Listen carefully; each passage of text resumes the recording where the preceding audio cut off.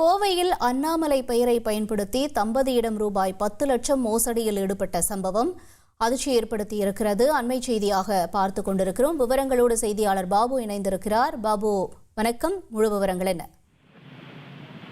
வணக்கம். தமிழக பாஜக முன்னாள் தலைவர் அண்ணாமலை பெயரை பயன்படுத்தி ரூபாய் 10 லட்சம் மோசடியில் ஈடுபட்டதாக பாஜக நிர்வாகி உட்பட 3 பேரை அன்னூர் போலீசார் கைது செய்துள்ளனர்.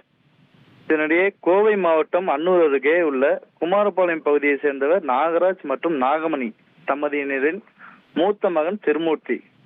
இவர் கடந்த 2003ஆம் ஆண்டு அன்னூர் பகுதியில் இருசக்கர வாகனத்தில் சென்று கொண்டிருந்த பொழுது எதிரே வந்த லாரி மோதி உயிரிழந்துள்ளார். இது குறித்து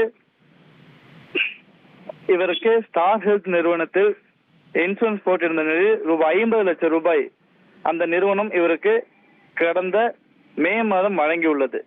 இதனிடையே இந்த வழக்கு தொடர்பாக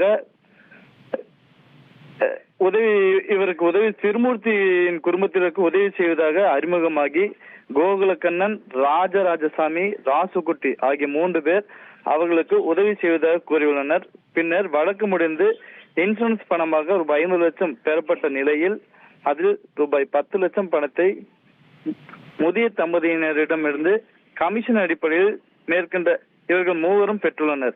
இதனிடையே இந்த தம்பதியினரை தொடர்ந்து மேற்கொண்டு ரூபாய் 10 லட்சம் ரூபாய் தர வேண்டும் என கூறியும் கட்சி நிதியாக அண்ணாமலை அவர்களுக்கு வழங்க வேண்டும் என பாஜக மாநில முன்னாள் தலைவர் அண்ணாமலை பெயரை பயன்படுத்தி மிரட்டல் கொடுத்ததாக கூறப்படுகிறது.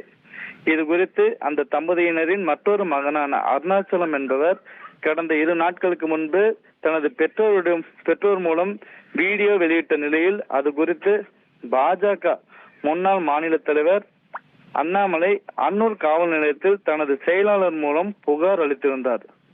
அந்த புகாரின் அடிப்படையில் விசாரணை நடத்திய அன்னூர் போலீசார் முதிய தம்பதியினரிடம் அண்ணாமலை பயன்படுத்தி மோசடியில் ஈடுபட்டதாக கோகுலக்கண்ணன், ராஜராஜசாமி, ராசுகுட்டி ஆகிய 3 பேரை கைது செய்து தற்போது விசாரணை நடத்தி வருகின்றனர்.